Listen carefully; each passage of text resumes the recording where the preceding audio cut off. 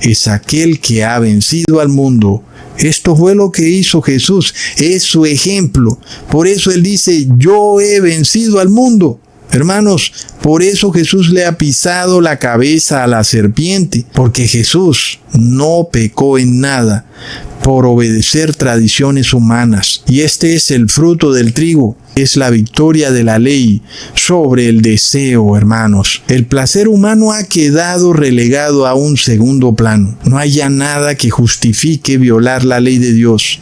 La idea de Satanás y sus ángeles de poder pecar sin ser juzgados es rechazada de un tajo, no solo por Dios, no solo por los ángeles, sino por 144,000 personas aquí en la tierra que deciden imponer la ley sobre el deseo y el placer. Entonces ellos son los que le dan la estocada, la pisada final en la cabeza de la serpiente. ¿Lo vemos, hermanos? Estos son el cuerpo de Cristo en el fin de los tiempos. Son los que ponen la ley por encima de lo mundano. Son los que tienen un arrepentimiento genuino. El arrepentimiento del trigo es la victoria sobre el pecado y es la derrota final de Satanás y sus ángeles. Es el fin de la batalla entre el bien y el mal.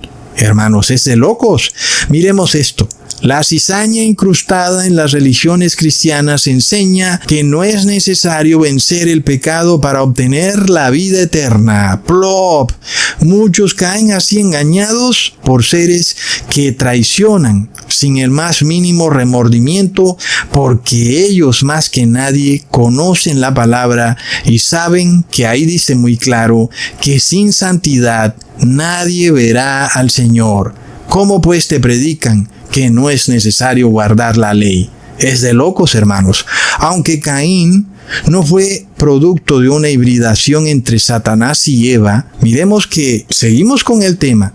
Estamos hablando de que hay una planta que no plantó el Padre Celestial. Pues ya sabemos que ese linaje no viene de Caín, porque Caín sí tenía la oportunidad de arrepentirse. De manera de que por ahí dicen que los hijos de Set se casaron con las hijas de Caín.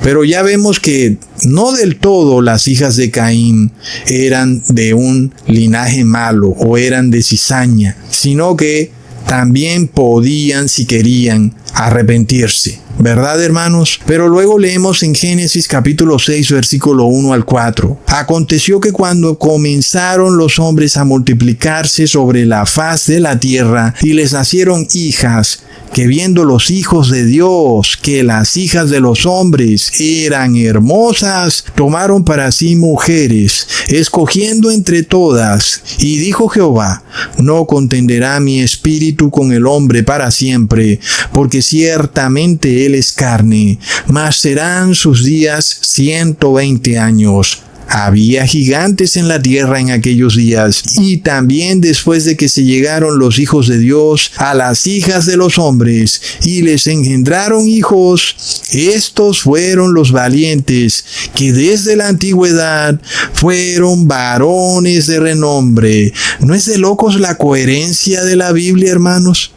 Porque Jesús habla de una cizaña que no la plantó el Padre Celestial. ¿De dónde viene esta cizaña?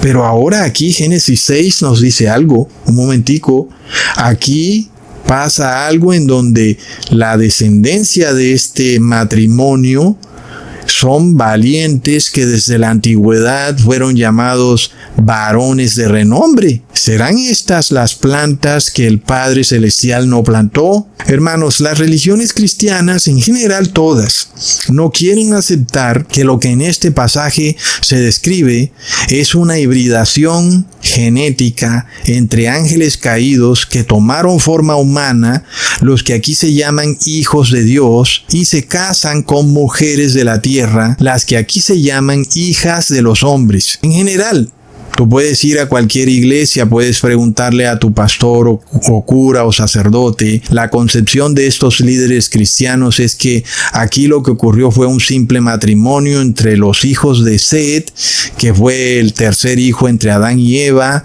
y las hijas paganas de Caín o de Lamec. Sin embargo, vamos a suponer que fue así. ¿Cómo pudiera explicarse que este matrimonio entre hijos de Set e hijas de Caín o de Lamec engendraron gigantes? ¿Cómo pudiera explicarse eso? Es decir, ¿qué diferencia genética pudiera existir entre la descendencia de Set y la descendencia de Lamec, como para que se produjera semejante linaje tan extraño? Por ejemplo, hombres con 12 dedos en las manos y pies, que solo podían dormir en camas de hierro de un tamaño de 4.5 metros de largo, y tan grandes eran estos gigantes que más tarde los judíos declararon que ellos se veían como langostas al lado de esos gigantes. Ahora, recordemos que la palabra gigante que vemos en Génesis 6 viene de la palabra hebrea H5303, que transliterada se lee Nefilim, que es una palabra bastante curiosa. Es decir,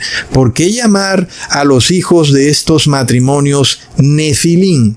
¿Verdad, hermanos? Y sobre todo, la traducción de Nefilim es gigante o tirano, que coincide mucho con lo que dice luego el pasaje, que son valientes, varones de renombre, es decir, son caudillos, son guerreros, son gamonales, son personas poderosas, hombres de fuerza, que se imponen por la fuerza bruta.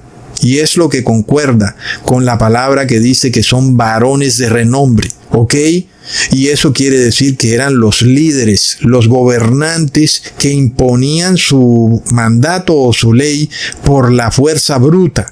Porque tenían la fuerza bruta, porque eran gigantes. Y hermanos, es de locos, porque recientemente en esta guerra que se ha desatado entre Irán e Israel, el presidente Benjamín Netanyahu dijo ante el parlamento judío que primero viene la fuerza y luego la paz. Plop. No es lo que enseña Jesús, ¿verdad, hermanos? Jesús logró la paz solo con la paz. Es decir, Jesús pudo decir que le mandaran 12 legiones de ángeles para derrotar a todos estos fariseos, a toda esta cizaña, y no hizo eso.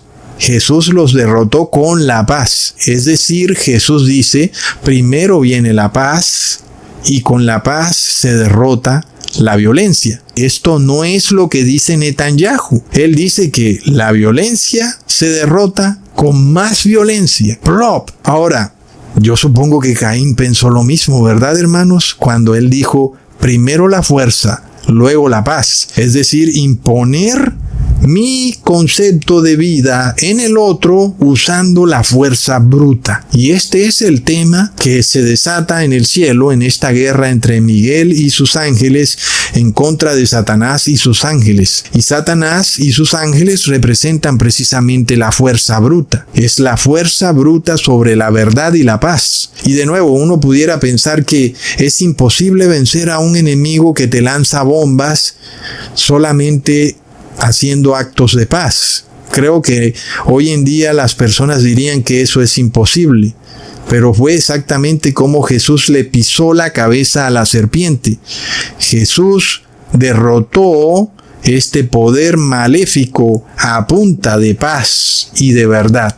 No es de locos, hermanos. Y de nuevo, cuando vemos a estos nefilines, a estos tiranos que se imponían por la fuerza bruta, Jesús los derrota por la paz y la verdad, a pesar de que eran los grandes tiranos que gobernaban la humanidad, aún en los tiempos de Jesús, y aún ocurre hoy en día. Entonces, si fuera cierto que este cruce del que habla Génesis 6, versículo 1 al 4, solo fue entre hijos de Set e hijas de Lamec, dime cómo pudieron esas hijas parir tal clase de seres, gigantes con 12 dedos, cuya ideología es la violencia para lograr la paz. Ahora, la palabra Nefilim viene también del hebreo H5307, que transliterada es Nadal, que en español significa caídos. No es de locos, hermanos, es decir, ¿Es esto una coincidencia?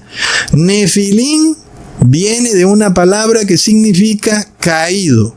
Yo creo que no puede ser más obvio que estos gigantes son descendencia de ángeles caídos. No puede ser más obvio. Y de nuevo, yo me hago esta pregunta, hermanos. Si fuera cierto que este matrimonio fuera entre humanos normales, comunes y corrientes, cuyo error fue haberse casado nada más con mujeres paganas, como generalmente se dice de los judíos, cuyo error fue casarse con mujeres paganas. En parte, ese fue un error, casarse con mujeres paganas, pero en parte también porque tienen un linaje que no viene de Dios, ¿verdad, hermanos? Y luego ese linaje también se metió en Israel. Ahora, estos gigantes tienen funciones biológicas igual que los seres humanos. Es de locos. Está en la historia. Tenían además la ventaja de que tenían más fuerza que la mayoría de personas, al punto de que podían lograr convertirse en los reyes y tiranos de las eras antiguas. ¿Quiénes eran entonces los reyes, verdad, hermanos? Entonces, esto no es casualidad, ¿o sí? Que preciso la palabra usada para describir este linaje sea el de caídos. Ahora, no olvidemos de nuevo el cuento de los arqueólogos reputadísimos de las universidades pontificias, quienes escondieron del público los cientos de miles de pruebas de la existencia de huesos de estos gigantes, lo cual contradice de un tajo la absurda teoría vaticana de Darwin de que venimos del mono. Plop. Inclusive, en los dibujos encontrados en las pirámides egipcias, puede verse que hay representaciones de estos gigantes interactuando con seres humanos de estatura normal. Está ahí a plena vista. Entonces, si esta hibridación no hubiera ocurrido, ¿de qué otra forma pudiera entenderse las palabras de Jesús, verdad? Porque Él dice que hay una cizaña que un enemigo plantó, pero que Dios no la plantó. Bueno, pero ya Él dijo que son los hijos del maligno. Entonces, ¿quién la plantó? ¿Cuándo la plantó? Pues esas palabras no tendrían explicación alguna si el pasaje de Génesis capítulo 6, versículo 1 al 4 no estuviera ahí y la palabra Nefilim no estuviera tan clara, que viene de la palabra Nadal, que significan caídos. Y entonces las palabras de Jesús quedan totalmente explicadas. Y vemos una coherencia tremenda con la Biblia. Ahora nosotros podemos suponer que este cruce ha venido ocurriendo a través de la historia humana, como dice el pasaje, que antes del diluvio se venía dando este cruce y luego después del diluvio, ¿verdad? Y que también este linaje se infiltró en el pueblo hebreo. Por eso también Dios le decía a los hebreos que no podían emparentarse con las mujeres de otros pueblos, y no solo por el tema de que se infiltraría la religión pagana en el judaísmo, sino también porque venía esa semilla, ese linaje de los caídos que terminaría mezclándose con la semilla o linaje divina, y eso también era un problema. Pero sin embargo, por más que los hebreos trataron de mantener su linaje puro, terminaron infiltrándose otras tribus en su linaje, como ya hemos visto. Y debido a eso, de repente aparecieron los fariseos y saduceos, que no son de ninguna tribu, porque no olvidemos que las labores del sacerdocio solo eran para la tribu de Levi. De repente aparecieron estos fariseos y saduceos apoderados del judaísmo, cuando eran los de la tribu de Levi los que debían tener el control del judaísmo, y se apoderaron, me imagino que haciendo eso, viniendo con apariencia de humildad. Ustedes recuerdan una tribu que de repente se presentó ante José cuando estaban en camino a la tierra prometida